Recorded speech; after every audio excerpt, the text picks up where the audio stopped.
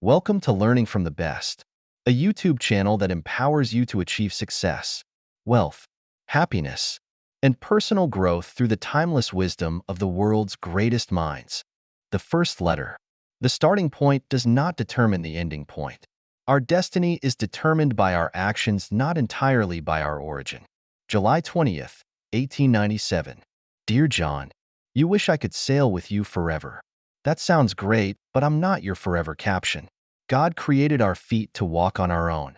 Maybe you are not ready to go alone, but you need to know that the challenging and magical business world I am in is the starting point of your new life, and you will start from there to participate in what you did not enjoy and about you the feast of life in the future. How you use the knife and fork placed in front of your life, and how you taste every dish served by the angle of fate is entirely up to you. Of course, I expect you to excel and outperform me in the not-too-distant future, and my decision to keep you by my side is nothing more than to take you to the high starting point of your career so you can enjoy the opportunity to rise quickly without having to climb hard. Of course, there is nothing to be proud of and show off. The founding belief of the United States of America is that all men are created equal, but that equality is a sense of rights and laws independence of economic and cultural advantage. Think about it, our world is like a mountain. When your parents live on top of the mountain, you are not destined to live at the foot of the mountain. When your parents live at the foot of the mountain, you are destined to not live at the top of the mountain. In most cases, the positions of the parents determines the starting point of the child's life, but this doesn't mean that everyone's starting point is different, and their life results are also different.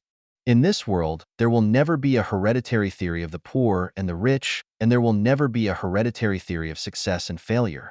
There is only the truth of my struggle and my success. I firmly believe that our destiny is determined by our actions, not entirely by our origins. As you know, when I was young, my family was very poor.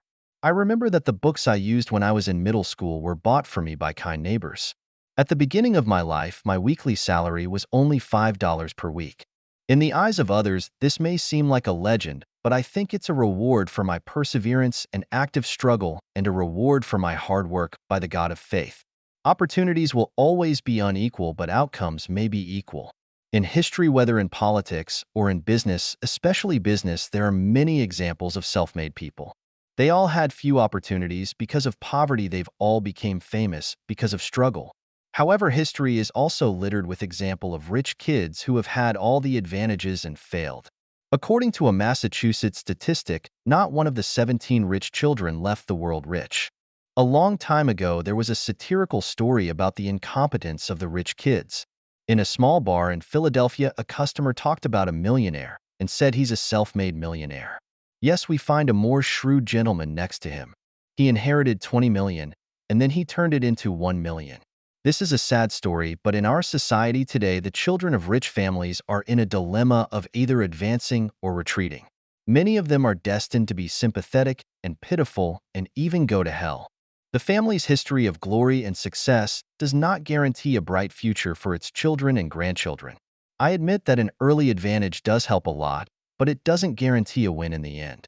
I have pondered this sad question for the rich kids more than once, and it seems to me that the rich kids are beginning to take on the advantages but have little opportunity to learn and develop the skills they need to survive. On the other hand, people from humble backgrounds, because they urgently need to save themselves, will actively exert their creativity and ability and cherish and seize various opportunities. I have also observed that the rich children lack the ambition to save themselves from the poor, and they can only pray that God grants them the fulfillment. So when you and your sisters were very young, I consciously did not let you know that your father was a rich man. What instilled in you the most were values such as frugality and personal struggle, because I knew that giving people the quickest way to bring harm is to give money. It can make people corrupt, lose the most beautiful happiness.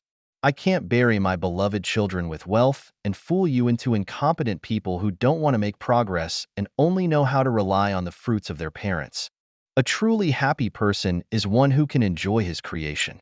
Those who are like sponges who only take and do not give will only lose their happiness. I believe that there are no people who do not want to live a happy and noble life, but there are not many people who really know where the noble and happy life comes from. In my opinion, a noble and happy life does not come from noble blood, nor from noble way of life, but from noble character, self-reliance. Look at those noble people who have won the respect of the world and exerted their charm everywhere. We know the value of self-reliance. John, every move of yours will be missed by me, but compared to this concern, I have more confidence in you and believe that you're excellent character.